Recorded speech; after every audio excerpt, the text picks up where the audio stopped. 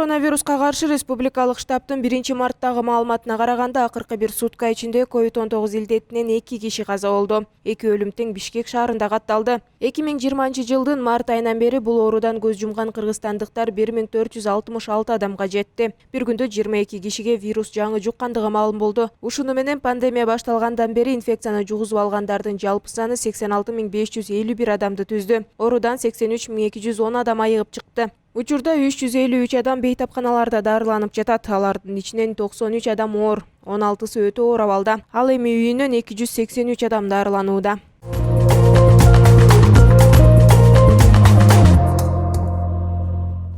Кыргыз Республикасынын президенти Садыр Жапаров 2-3 мартта Казакстан Республикасына мамлекеттик иш сапары менен барат. Бул тууралуу президенттин аппаратынын тышкы саясат бөлүмүнүн башчысы Дастан Дүйшекеев билдирди. Алдыдагы иш сапардын алкагында мамлекет башчысы Казакстан Республикасынын президенти Касым-Жомарт Токаев менен сүйлөшүүлөрдү жүргүзүп, эки жана көп тараптуу кызматташуунун актуалдуу маселелерин, ошондой эле өз ара байланыштарын мындан аркы келечегин талкуулайт. Сапардын жүрүшүндө Кыргыз Республикасынын президенти Садыр Жапаров Казакстандын туңгуч президенти Нурсултан Назарбаев, парламенттин мажилисинин төрагасы Нурлан Нигматуллин жана премьер-министр Аскар Мамин менен жолугушат. Мындан сырткары сапардын жүрүшүндө соода-экономикалык мамилелерди өнүктүрүүнүн маанисин эске алып, Казакстандын ишкерлер чөйрөсүнүн өкүлдөрү менен жолугушуу дагы каралган.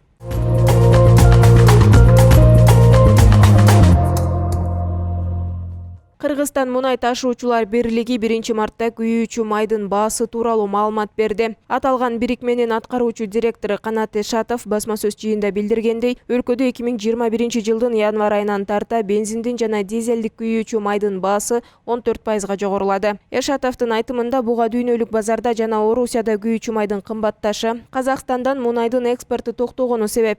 2020 жылга салыштырмалуу жыл башынан бери Кыргызстандагы девальвациянын көлөмү 21% өстү. Бизде сатылган товардын 80%нан ашыгы импорттолуп жатат. Ушундан улам күйүүчү майдын баасы өсүүдө. Мунай ташуучулар бирлиги абалды жөнгө салуу үчүн болгон запасты колдонууда. Бирок баары бир дүйнөлүк баанын өсүшү жана сомдун кунунун түшүүсүнөн келип чыккан кымбаттоого тоскоол боло албай жатабыз дейт ал. Азыр Бишкектеги бензин сатуучу жайларда АИ 95 бензини 41 сом 90 тыйын, АИ 92 үлгүсүндөгү бензин 41 сом 30 тыйын, АИ 80 36 сом 90 тыйындан болууда. Дизелдин 1 литри 38 сом 90 тыйындан сатылып жатат. Статистикага караганда 2020 жылдын ноябрь айында АИ 95 бензини 36 сом 3 тыйын, АИ 92 бензини 31 сом 7 тыйындан сатылган. Дизель 33 сом 17 тыйын болгон. Кыргызстанга күйүүчү май Орусия жана Казакстандан ташылат.